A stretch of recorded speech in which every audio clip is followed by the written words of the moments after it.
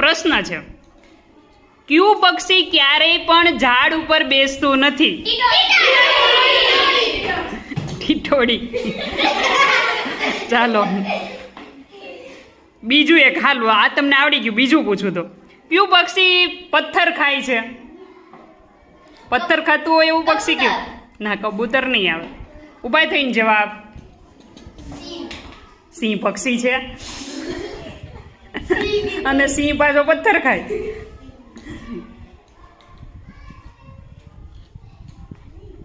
ચલો વૈસુબેન. નહીં. સેજલબેન. કાગડો. ના, કાગડોય નહીં આવે. એક પથ્થર ખાય જ નહીં પક્ષી. પક્ષી પથ્થર, એક પક્ષી પથ્થર ખાય છે. ચાલો વિચારીને કાલે તમારે મને કહેવાનું છે, ક્યાંકથી ગોતીને લાવવાનું છે કયું પક્ષી પથ્થર ખાય છે. જોજો આજુબાજુ પક્ષી પથ્થર ખાય.